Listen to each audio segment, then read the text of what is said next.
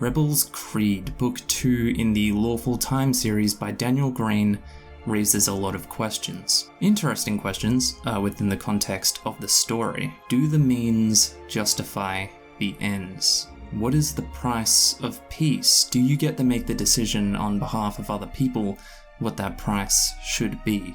At what point do you consider if it's even worth fighting a losing battle?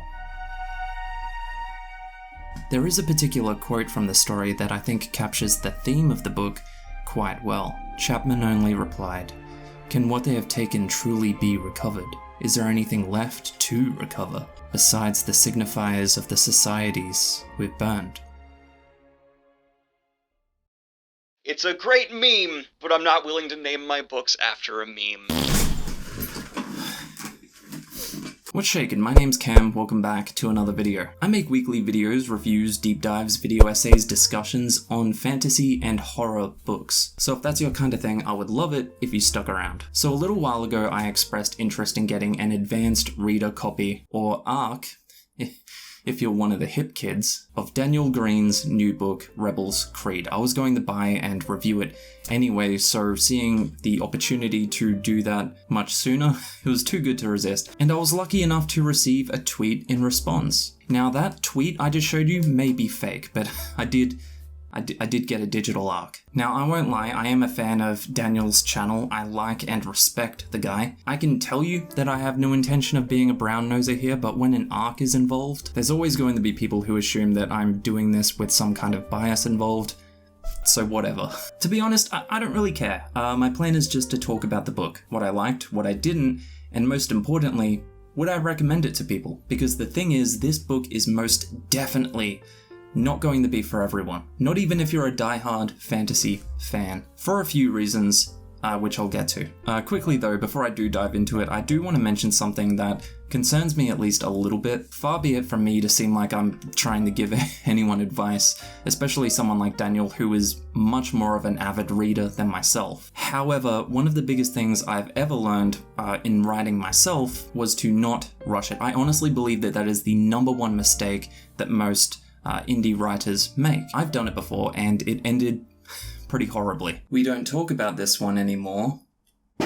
I was so caught up in the excitement of putting a book out that I set strict and ultimately arbitrary deadlines for myself that ended up with me having to put out and publish writing that I knew wasn't as good as it could be, even though the deadline was set entirely by me. There was no one telling me I had to do it. Now, I'm not saying that's what Daniel is doing here, but he is releasing books very quickly. Now, luckily, I don't think that's actually affected the quality of the stories themselves. But the only reason I even mention this is to simply say that I hope Daniel is giving himself as long as he needs to for the next book to be as good as it can possibly be, especially if it's the final piece in this trilogy. The beauty of self-publishing is that you set the deadline. And if you do end up knowing that you need a bit more time to make it the best it can be, you can take it. Your readers, your subscribers, they'll understand. I promise you. But yeah, I obviously can't relate to whatever amount of pressure that Daniel is under to get these books done. I know he has a lot of fans waiting on them. That's all I wanted to say, not just to Daniel, but to any one of you who might be writing your own book or series. Just take as long as you need to, it's okay. Anyway, Rebel's Creed is book 2 in the Lawful Times trilogy or series. It follows up Breach of Peace, which was actually much shorter than this one, a novella in fact. Now, I actually reviewed Breach of Peace as well, but on my older channel where now I exclusively do writing videos. So here's what I'm going to do. I'm going to include in this video the highlights from my review for Breach of Peace. Basically catching you up on the story on Breach of Peace, what I liked about it, what I didn't. That way we can all be up to speed and you can know what I'm talking about when I start making comparisons between Breach of Peace and Rebel's Creed, the new book. However, if you do just want to skip straight to the Rebel's Creed discussion, you can just go to this time right here. Otherwise, you should find chapters in the video chapters down there below. It's a new feature, or newish feature YouTube has. Very cool. For now though, let's take a dip back in time and talk about Daniel Greene's debut fantasy novella. Fuck.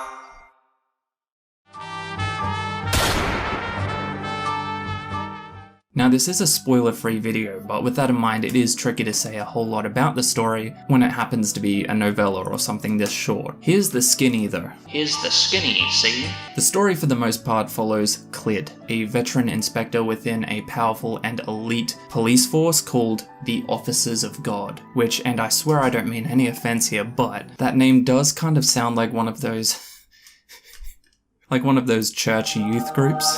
You know, the ones like always run by people in their early 20s that were always like agonizingly polite but at the same time very passive aggressive. Oh hey Jim, if you want to come to laser tag on Tuesday, I'm going to need you to shut the f*** up and listen to the sermon. Okay buddy? Clid is called in to investigate a bizarre and gruesome homicide case that isn't quite what it seems. Despite their best efforts, the Officers of God find themselves embroiled in a larger conspiracy that could threaten the Empire itself.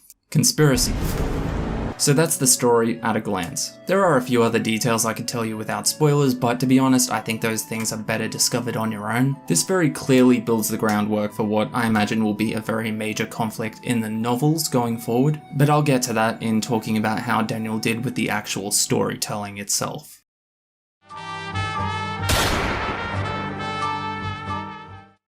So I guess I'll get the negatives out of the way, few as they are. I'm sorry, I do have some criticisms.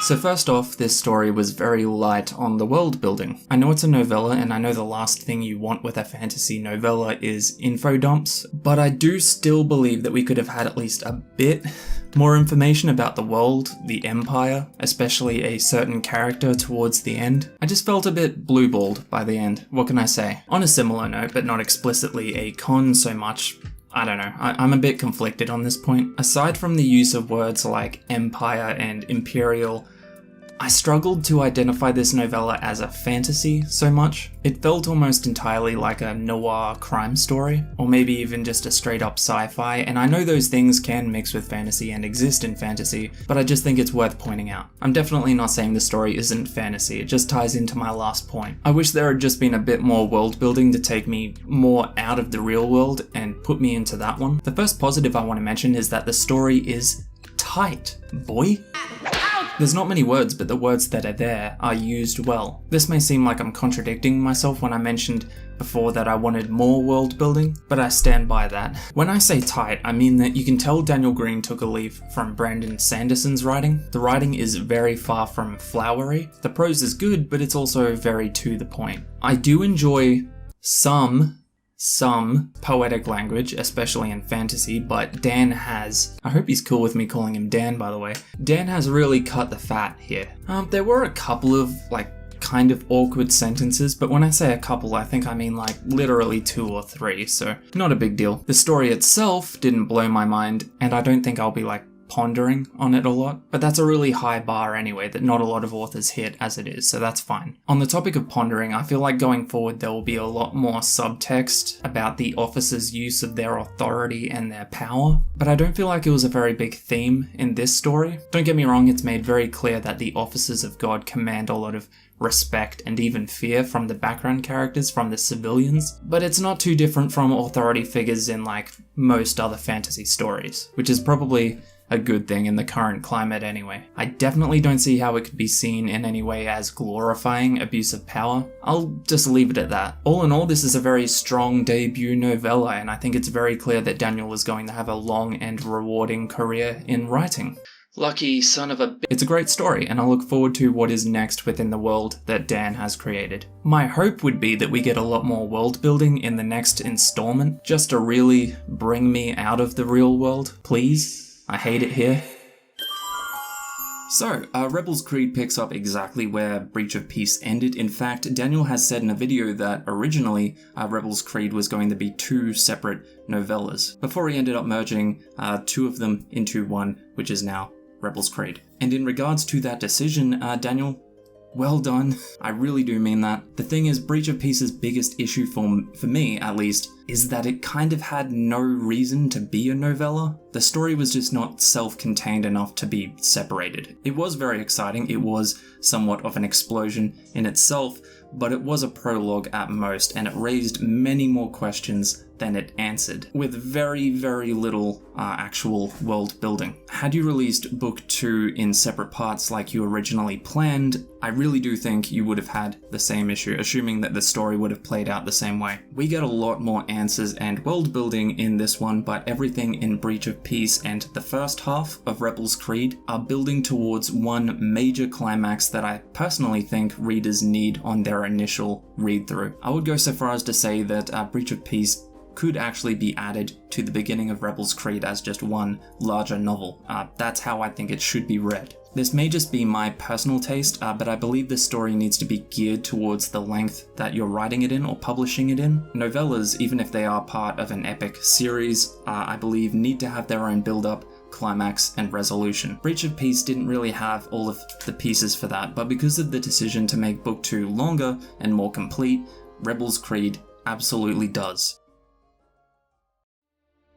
In 2 parts, Rebels Creed shows us both the build-up and the aftermath of the explosive events in Breach of Peace. A lot of the questions left unanswered in Book 1 are not just resolved now, but told to us in such a way that it changes what we thought we knew about the massacre that occurred. We flash back with Chapman, a character that until now had been almost entirely left in mystery. Did he really turn on his brothers and sisters at Precinct 7, and if so, why? We read about the events leading up to Breach of Peace, namely Chapman's increasing involvement with the Rebels. The Rebels are a group devoted to opposing the Almighty's firm and expanding hold on the known land and everyone that lives there. It's with Chapman that we see the way disillusionment can grow in even the most loyal followers. And this is a theme through Rebels Creed as a whole, people beginning to question the systems in place at the risk of their own comfort and way of life. I think when I was reading part 1 of this book, following Chapman and seeing the way he becomes more and more disenchanted with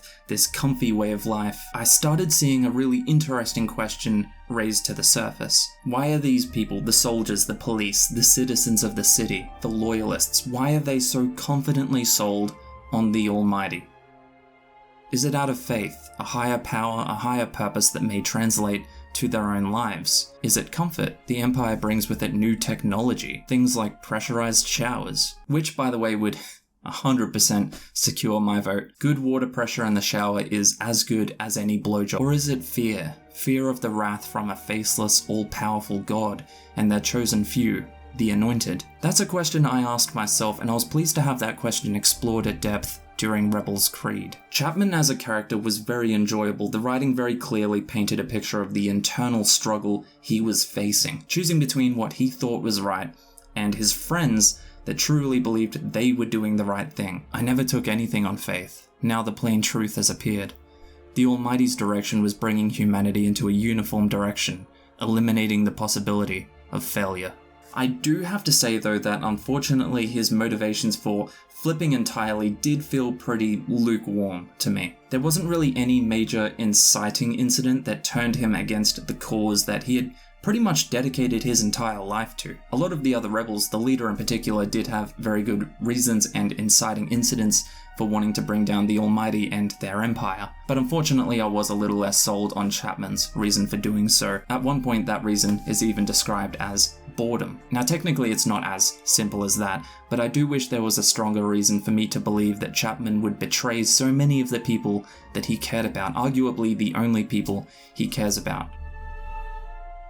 The second and longer portion of the book follows Holden, another clearly defined character that finds himself in the aftermath of Breach of Peace. He is supposedly the sole survivor of the old police precinct, and at first glance he seems set to follow your traditional revenge quest. Like in real life though, it doesn't really go that way. When everyone you love is viciously slaughtered and their names are dragged through the mud, you don't simply grind your teeth and start spraying bullets. As fun as that is in a Clint Eastwood or a Liam Neeson movie, that's just not really the way life works. Holden is angry, sure, and he wants revenge, but he's also devastated. He's depressed, he's guilty, and he's grieving. He drinks, he smokes, and he wastes away into the shell of his former self as life continues to move around him. While that might not sound like fun to read, it was deeply emotional and it did manage to hit a chord with me that very few stories do. Of course though, certain things do eventually start coming to light, and Holden quickly finds himself up to his balls in the conspiracy that killed so many of the people that he loved. I wanted to include a joke here about how, if that's his name, Holden Sanders, became a Commodore, he would be a Holden Commodore. Or if he became a Colonel, he would be a Colonel.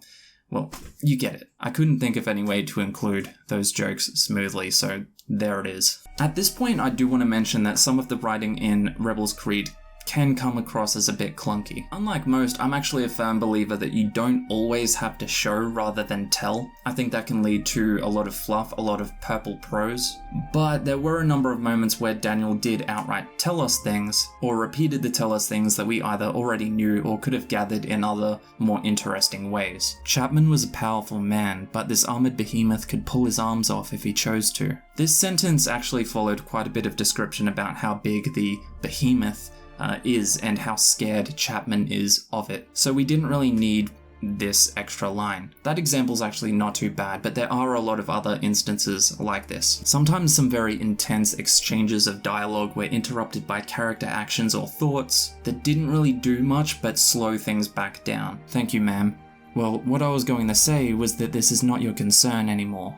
No, listen, I knew. Holden's voice ceased as she raised her hand. A tension filled the room. In a heartbeat, the Anointed's demeanor changed in some imperceptible way. Holden felt like a squirrel under the paw of a hound. He was not sitting across from a woman, but a predator, and he lived by her grace. When there's a back and forth of dialogue, especially a really high pressure or high stakes one like this, I do prefer there to be as little attention as possible spent on what the characters are actually thinking or doing, with their hands or whatever. A bead of sweat rolling down the temple is a lot less intrusive than a simile about a squirrel and a hound, but tells us just as much.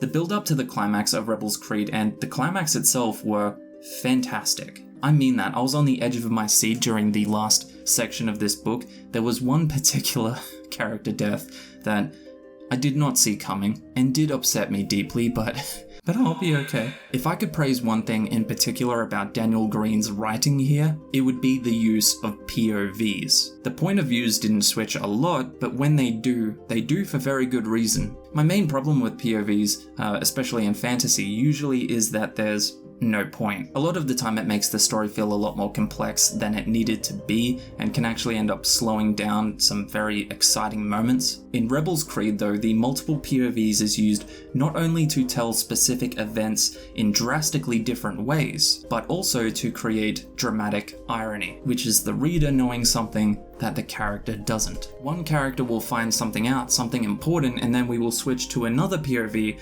where not knowing that new piece of information leads to poor decisions by that character. And we as the reader are just here like, oh no! Sorry, I've been watching too much TikTok.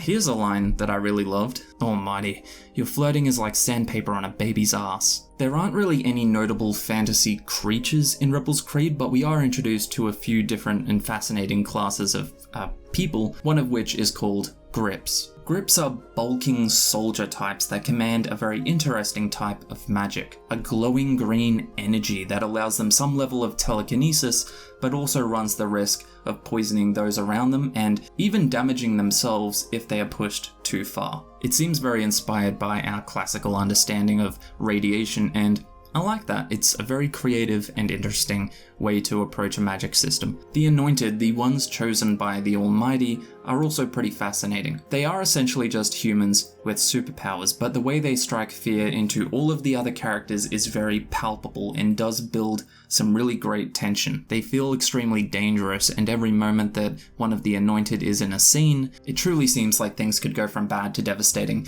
just like that.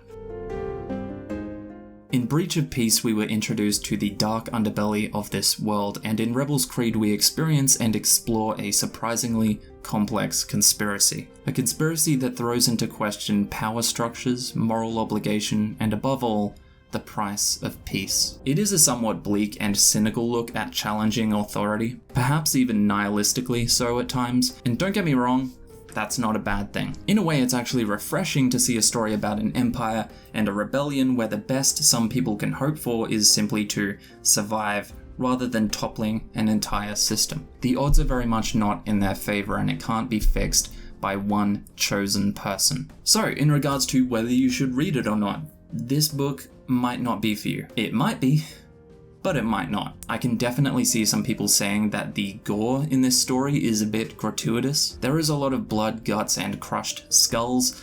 Personally, I liked it, but a lot of people, a lot of fantasy fans, don't. It is a very dark and bloody story. If you're hoping for a traditional epic quest type of fantasy, this is not that. I would argue that the Lawful Times series so far is a lot more Resident Evil than it is Name of the Wind, but again, that's fine. It doesn't mean that it's not fantasy. In fact, people drastically underappreciate the subgenres of fantasy, which include stories like this one. The story and the pacing was brilliant, a big step up from Breach of Peace, but some of the writing did feel a bit clunky to get through. The series so far has been very, very light, I would say, on the world building, which is a bit of a bummer. But then on the other hand, it does kind of make sense to the story so far. It's all pretty self-contained within one city. The city itself, where this takes place, does feel very alive, but more so because of the way the citizens are written, rather than the environment itself. If you read Rebels Creed, you have to read it for the characters, not the locations, which I know isn't what a lot of people like to hear when describing a fantasy, but that's why I say it. Should you read it?